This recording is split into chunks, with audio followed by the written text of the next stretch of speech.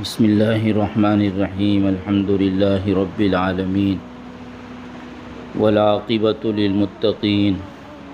والصلاة والسلام علی سید الانبیاء والمرسلین وعلی آلہ وصحبہ اجمعین وبارک وسلم تسلیما کثیرا کثیرا اما بعد فاعوذ باللہ من الشیطان الرجیم بسم اللہ الرحمن الرحیم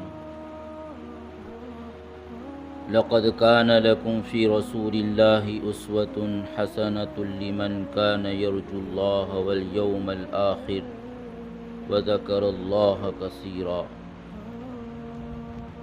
صدق الله العظيم وصدق رسوله النبي الكريم۔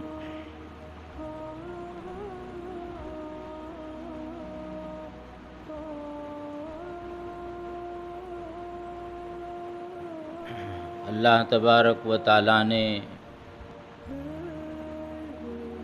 انسان کی فطرت میں یہ بات رکھی ہے کہ وہ دوسرے کی زندگی کو اور زندگی کے طور و طریق کو دیکھ کر زندگی گزارنے کے طریقے سیکھتا ہے۔ چنانچہ جب ایک بچہ اپنی ماں کے پیٹ سے پیدا ہوتا ہے تو ظاہر ہے کہ وہ اس قابل نہیں ہوتا کہ اس کو کوئی بات سمجھائی جائے،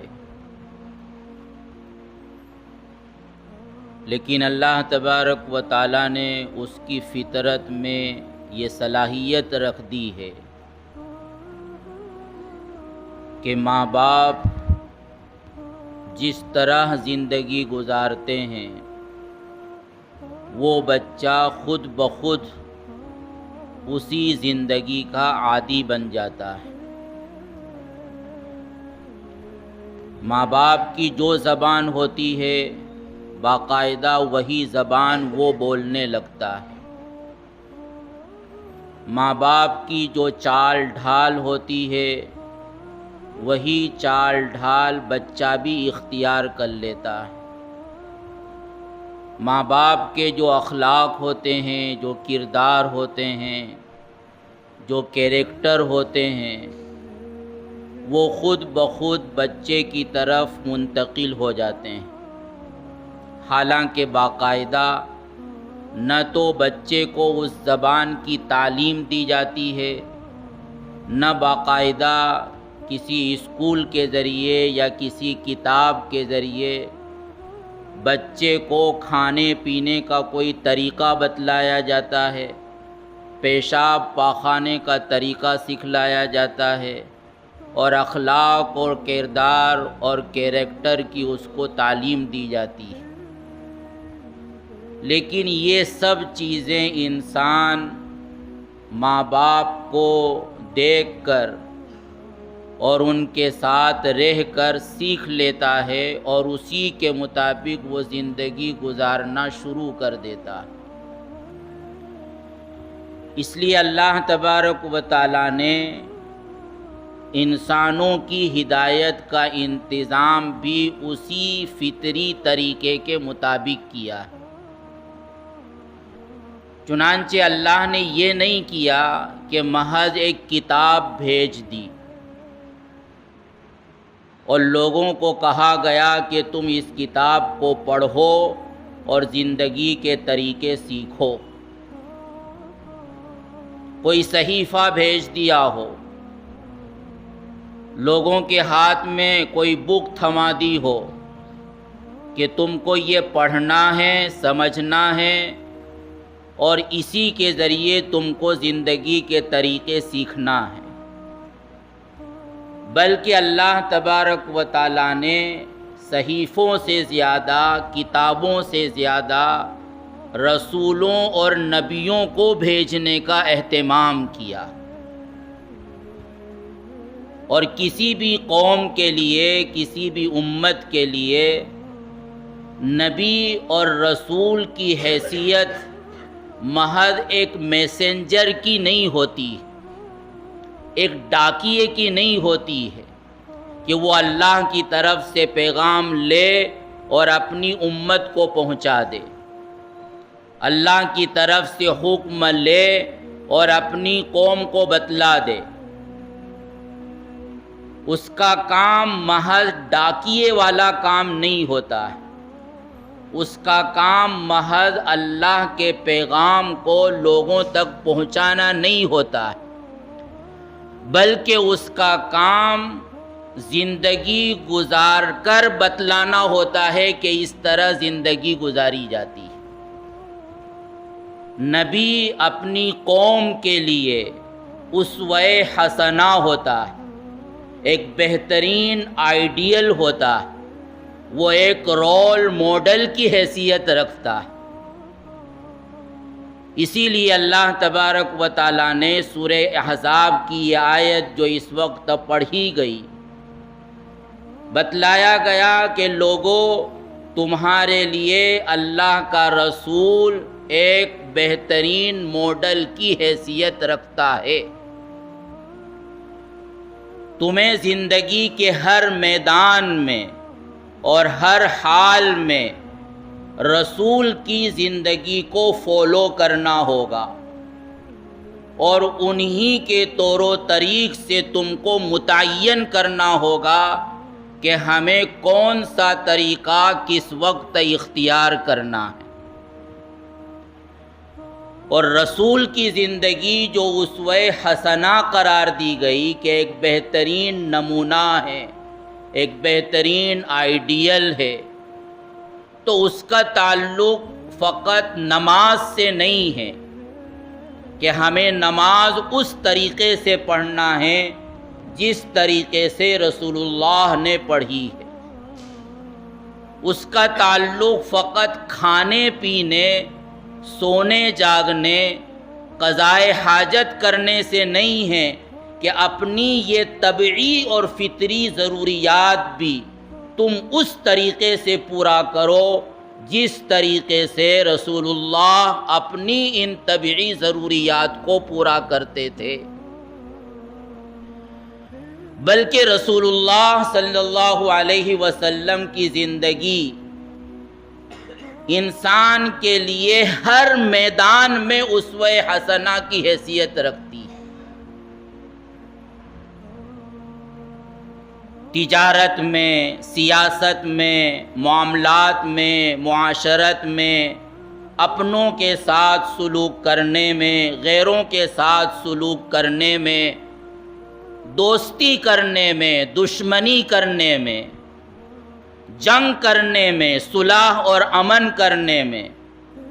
غرض یہ کہ ایک انسان یا ایک انسانی معاشرہ اپنی زندگی کے جن جن احوال سے گزرتا ہے، جن جن میدان میں اس کو سابقہ پڑتا ہے، اللہ تبارک و تعالی نبی کو اس کی زندگی میں ان تمام میدان سے گزارتا ہے۔ اور وجہ یہ ہوتی ہے کہ نبی بھی ایک انسان بن کر انسانوں کے درمیان آتا ہے، لہذا انسانوں کی جو فطری زندگی ہے، نبی کی فطری زندگی کی مدت بھی وہی ہوتی ہے کہ ایک انسان 60 سال، 70 سال، 80 سال، جو بھی عمر اللہ تبارک و تعالیٰ نے متعین کی ہے، نبی بھی اتنی ہی عمر لے کر اپنی قوم کے درمیان اور اپنی امت کے درمیان آتا ہے۔ وہ ہمیشہ ہمیش کے لیے امت کے درمیان نہیں رہتا۔ جب تک اللہ نے رسالت کا سلسلہ جاری رکھا، وہاں تک تو یہ ہوا کہ جب ایک نبی اپنی طبعی عمر گزار کر لوگوں کے درمیان سے منتقل ہو گیا تو اللہ تبارک و تعالیٰ نے پھر دوسرے نبی کو بھیج دیا، دوسرے رسول کو بھیج دیا۔ یہ سلسلہ جاری رہا، لیکن جب رسول اللہ صلی اللہ علیہ وسلم پر اللہ تبارک و تعالیٰ نے رسالت اور نبوت کا سلسلہ ختم کر دیا اور یہ طے کر دیا کہ یہ ایک آخری نبی ہے جو اللہ کی طرف سے لوگوں کے درمیان بھیجا جا رہا، اور قیامت تک کے لیے چاہے اس کی مدت کتنی ہی طویل کیوں نہ ہو جائے، اب کوئی نبی آنے والا نہیں۔ اب یہ تو نہیں ہو سکتا تھا کہ رسول اللہ کو اتنی لمبی عمر دی جاتی کہ آپ قیامت تک زندہ رہتے۔ ظاہر ہے کہ آپ بشر تھے، انسان تھے، تو ایک انسانی فطریات اور انسانی خصوصیات آپ کے اندر بھی پائی جاتی تھی۔ جیسے نبی کے علاوہ کوئی اور انسان اتنی لمبی عمر نہیں گزار سکتا اللہ کے ضابطے کے مطابق۔ اللہ کی قدرت میں تو سب کچھ ہے، لیکن اللہ نے جو ضابطہ بنایا ہے، اللہ نے جو سنت اپنی جاری کی ہے، اور جس ضابطے کے مطابق کائنات کا نظام چل رہا ہے، اس ضابطے کے مطابق یہ ممکن نہیں تھا کہ رسول اللہ کو اتنی لمبی عمر دی جاتی کہ وہ قیامت تک رہتے، اور قیامت تک انسانی معاشرہ جن احوال سے بھی گزرتا، جن ادوار سے بھی گزرتا، جن مشکلات کا بھی اس کو سامنا کرنا پڑتا، تو چونکہ رسول اللہ زندہ ہوتے، وہ خود طے کرتے، وہ خود ان تمام چیزوں کو ہینڈل کرتے کہ ہمیں کس وقت کیا کرنا۔ لیکن ظاہر ہے کہ رسول ایک بشر ہونے کی حیثیت سے اپنی طبعی عمر 63 سال تقریباً گزار کر دنیا سے رخصت ہو گیا۔ لیکن اللہ تبارک و تعالیٰ نے یہ عجیب معاملہ کیا کہ جب کسی خاندان کا کوئی بڑا دنیا سے رخصت ہو جاتا ہے تو وہ خاندان یتیم ہو جاتا ہے، اور بسا اوقات خاندان کا بڑا نہ ہونے کی وجہ سے اور کسی کی سرپرستی حاصل نہ ہونے کی وجہ سے وہ خاندان اور وہ اولاد ضائع ہو جاتی ہے۔ لیکن رسول اللہ صلی اللہ علیہ وسلم کی یہ خصوصیت ہے کہ آپ دنیا میں اپنی ایک طبیعی عمر 63 سال کی عمر، اور اگر رسالت اور نبوت کے زمانے کو دیکھا جائے تو فقط 23 سالہ عمر گزار کر آپ دنیا سے تشریف لے گئے، لیکن آپ نے قیامت تک آنے والے انسانوں کو یتیم نہیں چھوڑا، اور اللہ نے یہ انتظام کیا کہ آپ کی ہر ادا کو قرآن کی شکل میں اور آپ کی ہر ادا کو حدیث کی شکل میں انسانیت کے لیے محفوظ کر دیا، اور فقط قرآن کی شکل میں نہیں یا حدیث کی شکل میں نہیں بلکہ عملی نمونوں کی شکل میں بھی اللہ تبارک و تعالیٰ نے انسانیت کی رہنمائی کے لیے ہر زمانے میں ایسی شخصیات بھیجیں کہ جو اس زمانے میں نبی کا ایک بہترین نمونہ اپنے قول سے، اپنے فعل سے، اپنے عمل سے پیش کرے اور امت کو یہ بتلائے کہ تمہارے لیے اس وقت کون سا راستہ ہے جو اللہ کی رضا تک تم کو پہنچانے والا ہے۔ بہرحال مجھے اس وقت یہ عرض کرنا ہے کہ اس وقت ہر مسلمان محسوس یہ کر رہا ہے کہ ہم گویا زمانے کے ایک مشکل دور سے گزر رہے ہیں۔ حالانکہ واقعہ یہ ہے کہ اگر اسلام کی تاریخ کو پڑھا جائے تو ہم جس دور سے گزر رہے ہیں وہ دور ہمارے لیے اتنا مشکل نہیں ہے جتنا مشکل ہم سمجھ رہے ہیں، بلکہ اس سے زیادہ مشکل حالات پچھلی قوموں پر نہیں بلکہ اسی امت محمدیہ پر گزرے ہیں۔ یہ تو کچھ بھی نہیں ہے، ہم آسانی کے ساتھ اپنی بات کہہ رہے ہیں، ہم آسانی کے ساتھ نماز پڑھ رہے ہیں، ہم آسانی کے ساتھ اپنی مسجدوں کو آباد کر رہے ہیں، ہم آسانی کے ساتھ شریعت کے ضابطے کے مطابق کاروبار کر سکتے ہیں، کوئی ہمارا ہاتھ نہیں پکڑ سکتا،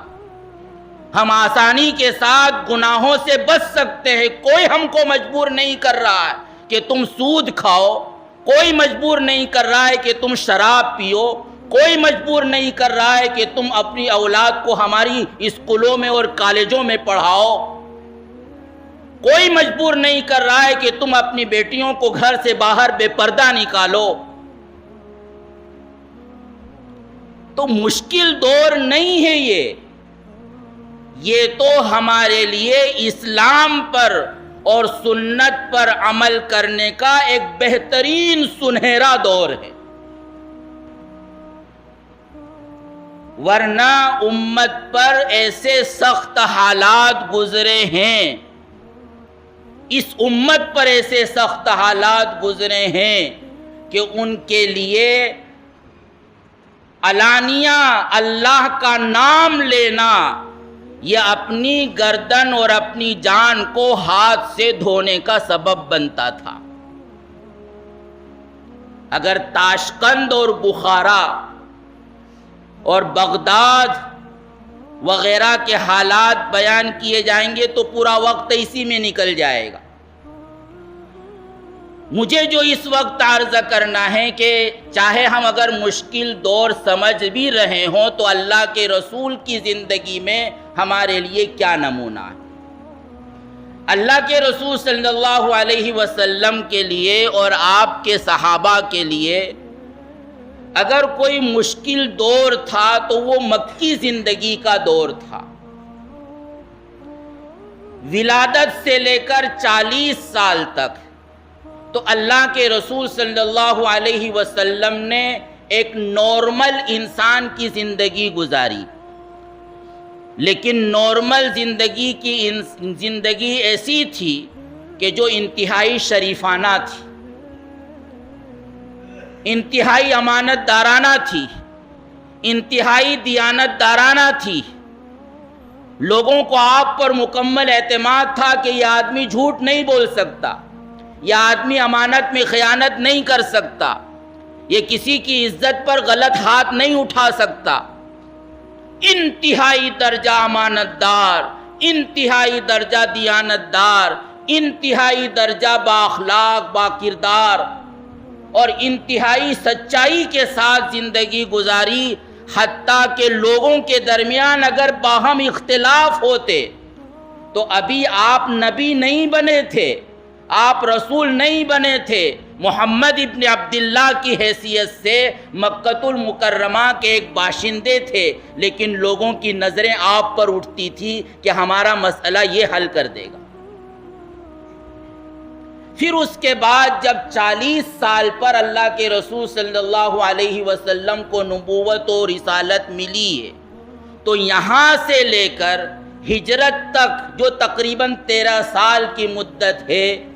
یہ ایک اعتبار سے اللہ کے رسول صلی اللہ علیہ وسلم کی زندگی کا انتہائی مشکل دور تھا۔ اور مشکل دور کیوں تھا؟ اس بنیاد پر کہ ماحول یکسر مختلف تھا۔ آپ توحید کا اعلان کر رہے ہیں اور چاروں طرف توحید سے مانوس کوئی آدمی نہیں، چاروں طرف شرک ہے، کفر ہے، بت پرستی ہے، وحدانیت کو جاننے والا ماننے والا کوئی نہیں، اور شرک اور بت پرستی ان کے دلوں میں ایسی گھر کر گئی ہے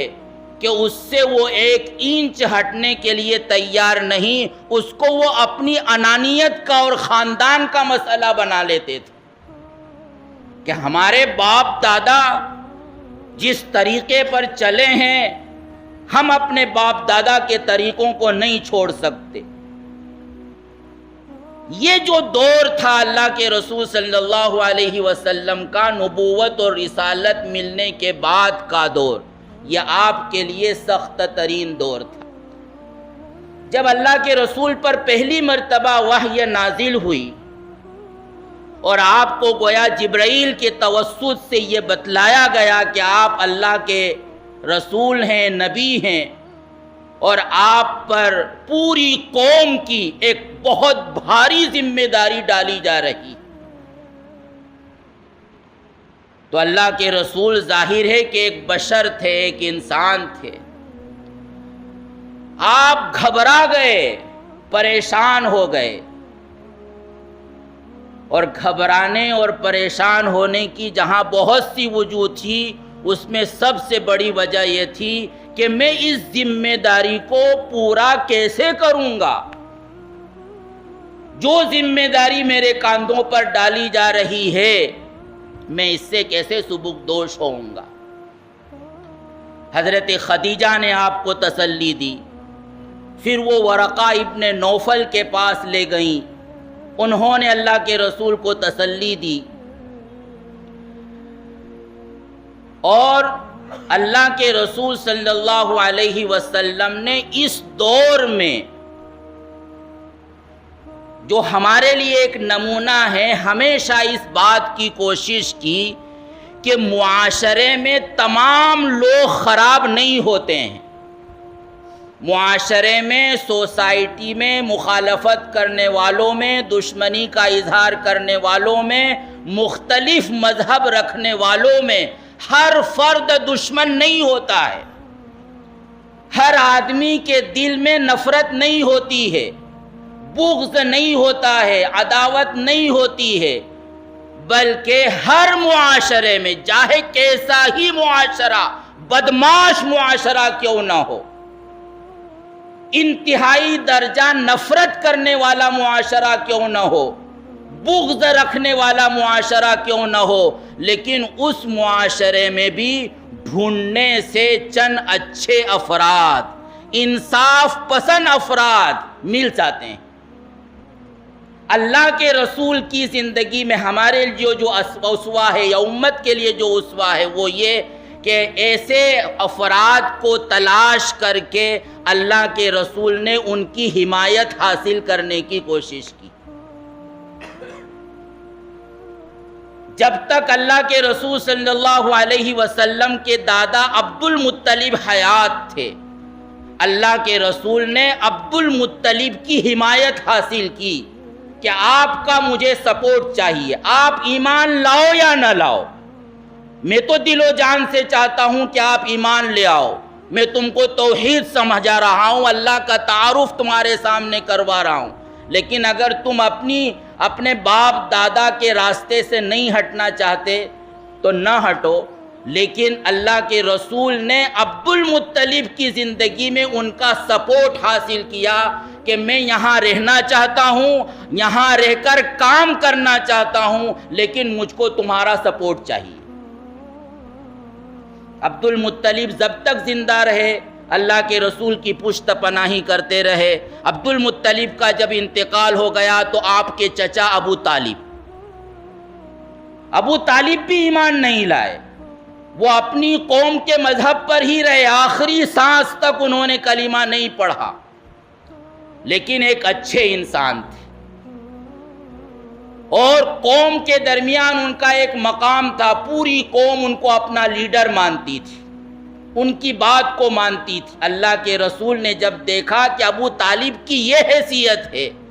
کہ قوم ان کو اپنا لیڈر مانتی ہے اور ان کے اشاروں پر چلتی ہے، تو اللہ کے رسول نے ابو طالب کی حمایت حاصل کی، باوجود کہ آپ کافر تھے۔ اور جب ابو طالب کا بھی انتقال ہو گیا تو آپ کو بظاہر مکۃ المکرمہ میں کوئی ایسا آدمی نظر نہیں آیا کہ جس کا سپورٹ آپ کو حاصل ہو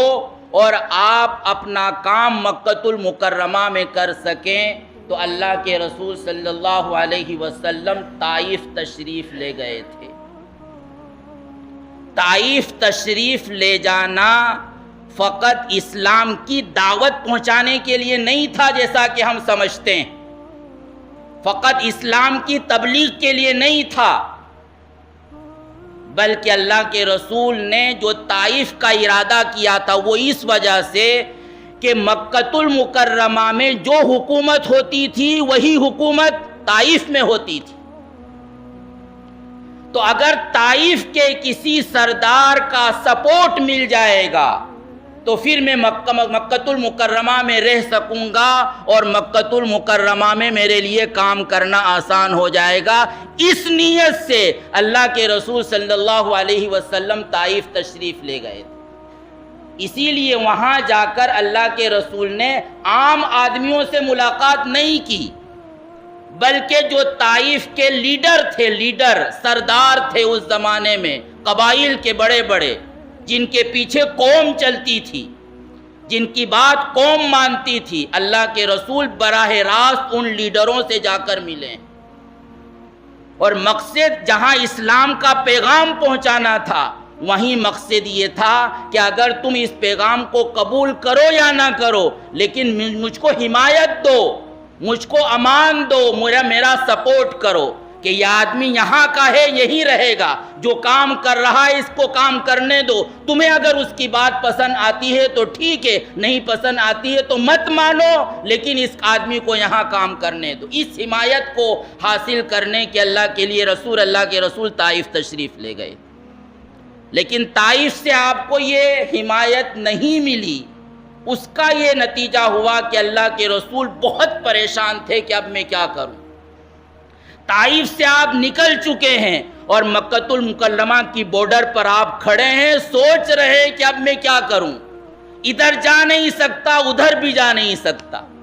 کیونکہ وہاں بھی کوئی سپورٹ کرنے والا، کوئی حمایت کرنے والا نہیں۔ لیکن اللہ نے پھر انتظام کر دیا، مطعم ابن عدی جو کافر تھا لیکن اس کی حیثیت مکۃ المکرمہ میں ایک لیڈر کی تھی، اللہ نے اس کے دل میں بات ڈالی ہوگی اور اللہ نے بھیجا اللہ کے رسول صلی اللہ علیہ وسلم کے پاس، اور مطعم ابن عدی نے کہا کہ محمد آپ کیا چاہتے ہیں؟ اگر آپ مکہ میں دوبارہ داخل ہونا چاہتے ہیں تو میں آپ کا سپورٹ کرتا ہوں، اعلان کرتا ہوں کہ خبردار محمد کو کوئی ہاتھ نہیں لگائے گا، میں ان کو امان دیتا ہوں۔ جبیر ابن مطعم اپنے بیٹوں کے ساتھ آیا اور اللہ کے رسول صلی اللہ علیہ وسلم کو مکۃ المکرمہ میں لے گیا اور کعبۃ اللہ میں جا کر اعلان کیا کہ آج اگر محمد کے پیچھے ان کے دادا نہیں ہیں عبد المطلب اور ان کے چچا نہیں ابو طالب، لیکن مکہ کے سرداروں سن لو، جبیر ابن مطعم کی حمایت اللہ کے رسول کو حاصل، کوئی ان کی جان پر حملہ نہیں کرے گا۔ یہ اللہ کے رسول کی سیرت کا ایک بہت بڑا سبق ہے کہ ایسے دور میں مسلمانوں کو چاہیے کہ وہ کافروں میں، مشرکوں میں انصاف پسند ایسے بڑے لیڈروں کو تلاش کرے کہ جن کے دل میں رحم ہے، جن کے دل میں انسانیت ہے، اور ان کے سپورٹ سے وہ مسلمان اپنا کام کر سکتے ہیں۔ اسی میں بات لمبی ہو گئی۔ بہرحال یہ اللہ کے رسول کی زندگی کا ایک سبق ہے، مشکل حالات۔ اس کے بعد دوسرا سبق، اللہ کے رسول صلی اللہ علیہ وسلم مکۃ المکرمہ میں کتنے سخت حالات تھے۔ حکایات صحابہ میں اللہ حضرت شیخ نے جو صحابہ کے واقعات سنائے ہیں وہ پڑھتے رہتے ہیں ہم، کتنے سخت حالات، لیکن اللہ کے رسول نے اپنے صحابہ کی تربیت کرنا نہیں چھوڑا۔ یہ جو سورہ مزمل کی جو ابتدائی آیات نازل ہوئی تھیں مکۃ المکرمہ میں، دوسری وحی ہے، یہ دوسرا پیغام ہے جو اللہ کی طرف سے آپ کو دیا گیا۔ یا ایھا المزمل قم اللیل الا قلیلا نصفہ او انقص منہ قلیلا او زد علیہ ورتل القرآن ترتیلا۔ کہ راتوں کو اللہ کے سامنے کھڑے ہو کر آدھی رات یا آدھی رات سے کچھ زائد یا کچھ کم تم نماز پڑھیے. یہ دراصل انسانوں کے نفوس کی تربیت تھی، انسانوں کی ان کی ایمانی محنت تھی، ان کی روحانی قوت کو بڑھانے کی تدبیر تھی کہ جو آئندہ سخت سے سخت حالات آنے والے ہیں، ان سخت حالات کا مقابلہ ظاہر ہے کہ ہم افراد کی تعداد کے ذریعے نہیں کر سکتے، تعداد تو ہمیشہ ان کی زیادہ رہے گی. ان حالات کا مقابلہ ہم اسلحے اور اسباب کے ذریعے نہیں کر سکتے، اسلحے اور اسباب تو ان کے پاس ہمیشہ زیادہ رہیں گے، اور اس کا مقابلہ یہاں ہم اپنی حکومت قائم کر کے اپنی لیڈری کو اپنا کر نہیں کر سکتے، اس لیے کہ ان کے ماتحت رہنا پڑے گا. ابھی اس پوزیشن میں نہیں ہیں ہم. اس کا مقابلہ ہم کر سکتے ہیں جب کہ ہمارے اندر ایمانی قوت ہوگی، روحانی قوت ہوگی، اللہ کے ساتھ تعلق مضبوط ہوگا، اور اتنا تعلق مضبوط ہوگا کہ اس کے سامنے دنیا و ما فیہا کی کوئی حیثیت نہیں ہوگی. کیونکہ آئندہ تم کو لالچ دی جائے گی، کہیں ایسا نہ ہو کہ تم لالچ میں آ کر اپنے دین کو چھوڑ بیٹھو. آئندہ تم کو ستایا جائے گا، کہیں ایسا نہ ہو کہ ان ستانے کے نتیجے میں تمہارے قدم ڈگمگا جائیں.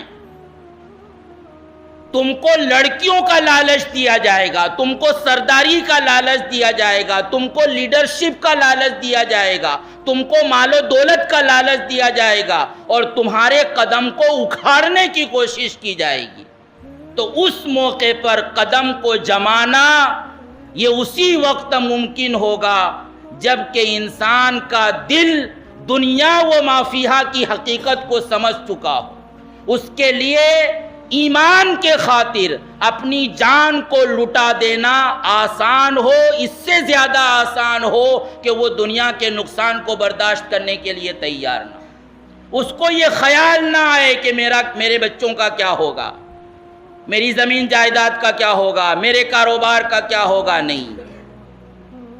یہ والی تربیت اللہ کے رسول کر رہے تھے. قم اللیل الا قلیلا نصفہ، یعنی یہ حکم کوئی معمولی نہیں ہے. آدھی رات کھڑے ہو کر قرآن کی تلاوت کیجئے، لمبی لمبی نمازیں پڑھیے.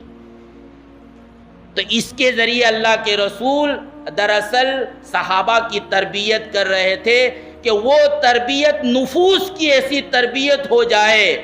کہ اس کے نتیجے میں مشکل سے مشکل حالات پر صحابہ کے لیے اپنے دین اور ایمان پر جمنا آسان ہو جائے. اس لیے کہ مسلمانوں کو یہی وہ قوت ہے کہ جس قوت کے ذریعے وہ دشمنوں کا مقابلہ کر سکتے ہیں، اس کے علاوہ ان کے پاس کوئی قوت نہیں ہو سکتی. تو یہ تربیت، اس کے علاوہ بہت سے اسباق ہیں جو اللہ کے رسول کی مکی زندگی سے ہمیں حاصل ہوتے ہیں. واقعہ یہ ہے کہ اللہ کے رسول کی سیرت کو جس نظر سے، جس نگاہ سے پڑھنا چاہیے، واقعہ یہ ہے کہ ہم نے آج تک پڑھا ہی نہیں. اللہ کے رسول کے احوال سے جو سبق ہم کو لینا چاہیے، واقعہ یہ ہے کہ وہ ہم سبق نہیں لے رہے ہیں. ان حالات میں بھی بہت افسوس کی بات ہے کہ ہماری زندگی غفلت کی گزر رہی.